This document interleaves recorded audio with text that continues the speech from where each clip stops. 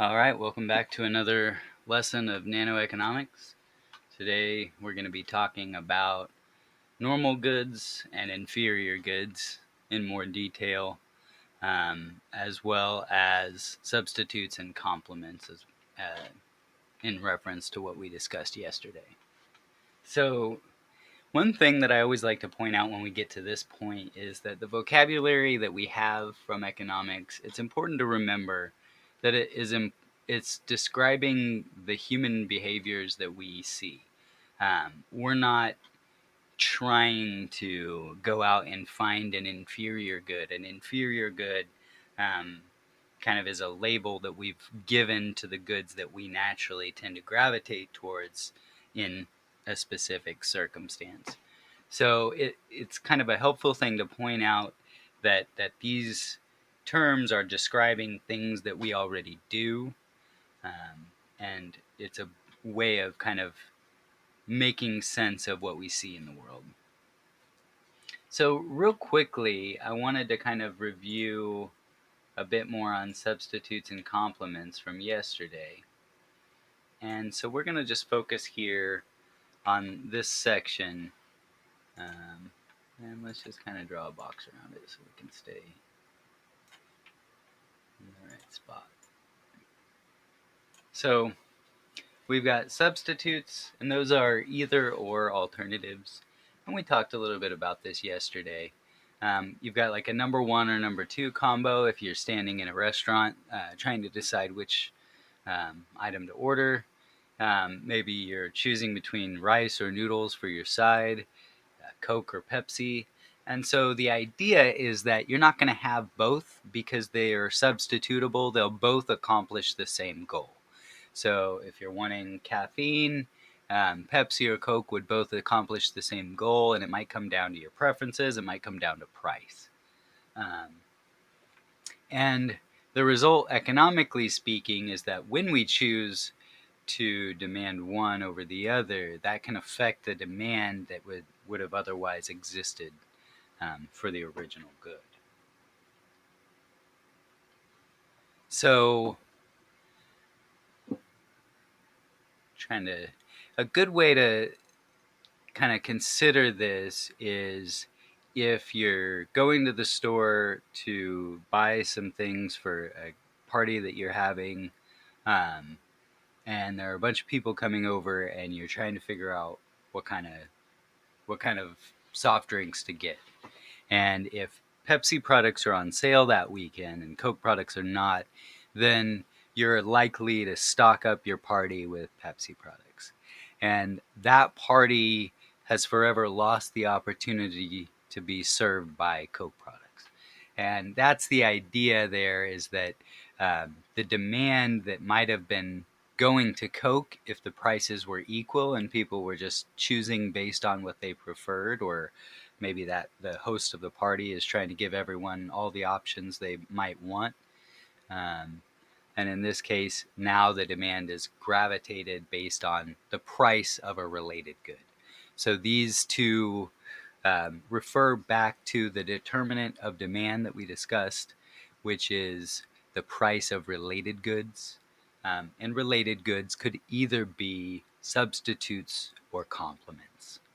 So substitutes are the either or alternative, and complements are goods or services that are going to go together. So you're not likely to buy Fortnite V-Bucks if you don't play the game. You're not likely to buy apps for Android if you own an iPhone. So those are complementary goods and they go together. Common ones for economics courses might be peanut butter and jelly or milk and cereal, but there is a real inherent tying of some goods together where you can kind of see it in your everyday life. If you own no TVs, no smartphones, no devices with screens, you're not going to subscribe to Netflix. So These are complementary goods that go together. So, for example, if TVs go on sale, we might see an increase in subscriptions to Netflix or Hulu or Disney Plus. We might see an increase in purchases of PlayStations or Xboxes. Um, we might also, uh, as a substitute to television, we might, if TVs are on sale at a deep discount, we might see a decrease in demand for tickets at the movie theater. So, televisions might be a substitute of a visit to the movie theater, and it might also be a complement of a subscription to Netflix. And these goods are related, and that's why the prices of goods that are related are going to affect the demand for the good that we're talking about.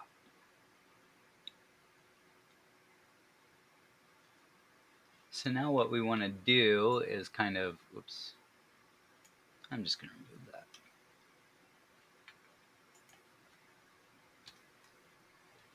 And now what we want to do is move on to the meat and potatoes of today's lesson, which is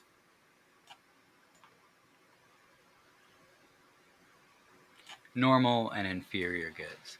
And what I did was I didn't really want to put a bunch of excess notes here. Normal and inferior goods are usually a relatively quick and easy thing to understand when I'm working with students in person. And conceptually, especially for a freshman or sophomore in college, these are pretty easy to wrap your head around. Um, And again, the definition normal good comes from us kind of ascribing a title to what we see happening when you give people more money. So when income increases, the quantity I demand of my normal goods will also increase. So going out to restaurants, eating my favorite meal, those are examples of normal goods. So I'm going to do more of that when my income increases. Um, Maybe going on a vacation, air travel could be a normal good where the quantity of tickets for air travel that I purchase is going to increase as income increases. And air travel would be something I'm going to have to cut out of my budget as my income decreases. So there are normal goods because how much I buy is directly related to how much money I have available to spend on those goods. Inferior goods are normal and inferior goods are vocabulary pairs. They need to be kind of understood together.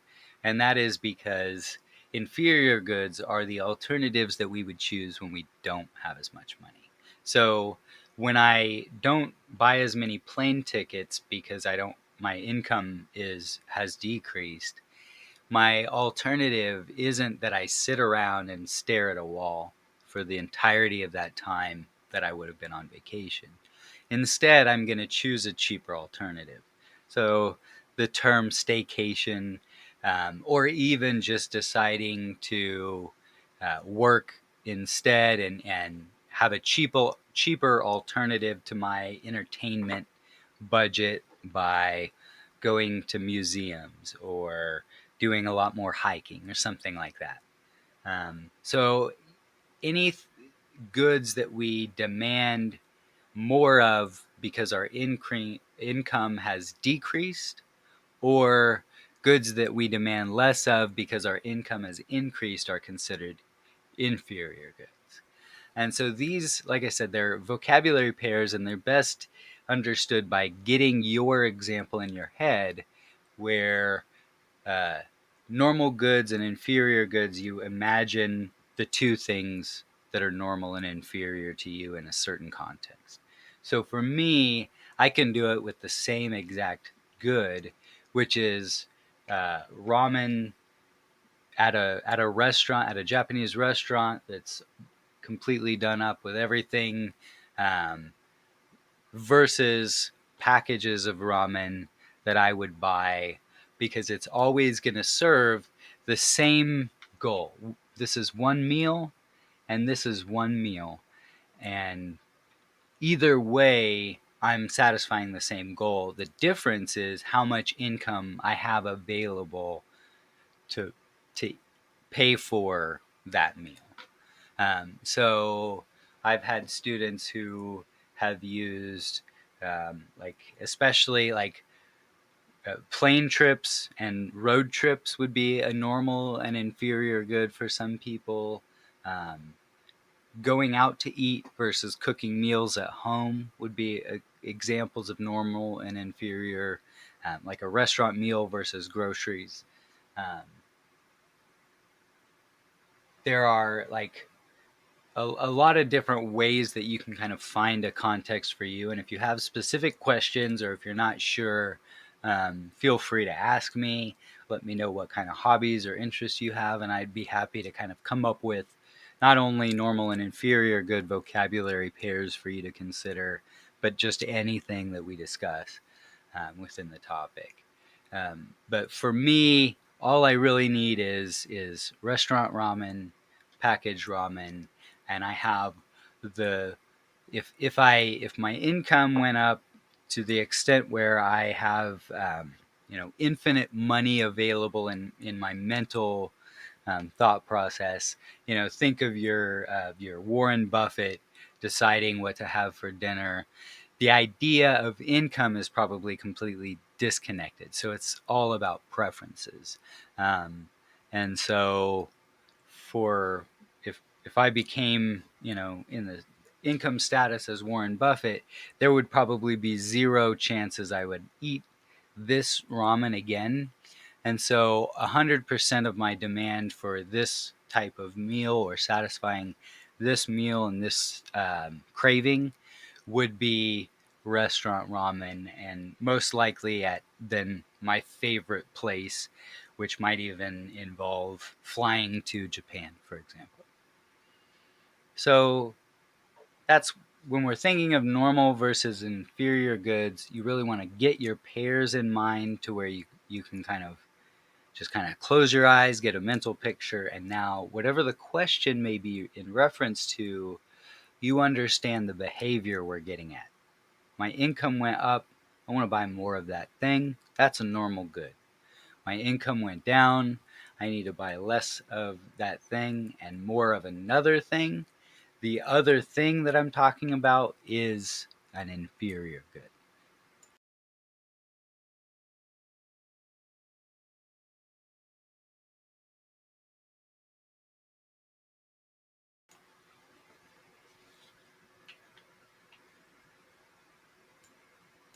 And so that's another good example of what I'd like to kind of do over time, especially as school gets rolling and students start to, hit that point where they realize they'd like a little more help in economics.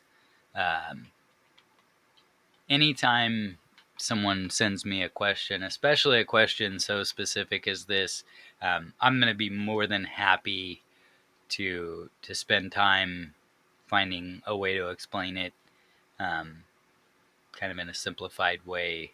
So I feel like feel free to take full advantage, and I can customize the lessons to you.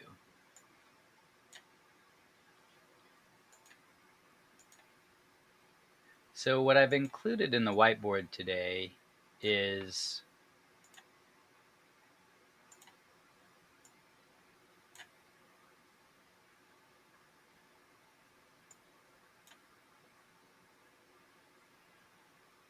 that'll have to do, I guess.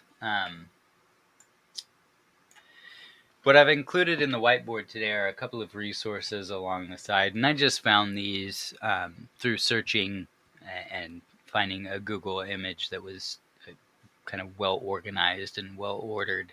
Um, a lot of times this can be very helpful if you know exactly what you're looking for. Like there were a lot of things that completely explain the concept, but maybe they're just visually a little more difficult to follow, or they're less well constructed. So um, sometimes that can be helpful for you. If not, I'm typically going to try to find a resource or even make one. In this case, these do a great job, and they are from a, a GitHub open source economics textbook. I'll try to find and provide the link, just because I definitely want to be crediting my sources. And that's one of the things I've found, is that there are a couple of good open source economics textbooks available for micro and macroeconomics that'll cover everything, especially if you're either struggling to find a textbook, if you're studying on your own, or if the class doesn't have a textbook. Sometimes it just helps to read a few versions of the explanation. And a lot of times that's what an individualized tutoring session would be, or hopefully this can provide a resource for you as time goes on. So we've got our kind of simplified example of what happens in infographic form for what happens with income and quantity demanded. And again, we're really talking about, we're shifting the demand for one good because the price of another good has been affected, or has been changed. And then the same thing with this infographic here on normal and inferior goods. So today's lesson was real kind of short and sweet. I really just wanted to test out some more with visuals. I'm kind of working on getting a system in place to where it's easy to share these whiteboards, and they're as visual as you need them to be, because I think they may be working out as is, but I'd like to get it to the point where you can add your own notes or move things around if you need to, or possibly even join and have your own viewable and editable version of this whiteboard as well. But at the very least, I'm gonna to tweet out a link to this video that'll include the a large image of this whiteboard, in case you'd like that for your reference and notes. And just to give you an idea of what we'll talk about tomorrow, I'm just going to introduce the concept of elasticity, because we're alluding to it here. We're already getting into a type of elasticity in what we have on our whiteboard so far. But I've found that elasticity is one of the most challenging things for students coming to me for one-on-one tutoring sessions. In fact, usually it's the exam or quiz right after elasticity is introduced that I get the most students contacting me. So it can be very challenging, but I feel like I've had really good success in explaining it. And the reason why I think it's very important to cover it is elasticity can be extremely helpful for a lot of people who are taking economics because their major is business. So it's one of the elements of economics classes that you can actually directly apply in a business decision making capacity. And so we'll be talking about that in the next lesson, and it'll uh, kind of span some days and multiple topics. But even some of the things we've already discussed, we're going to go back to and add more detail as time goes on.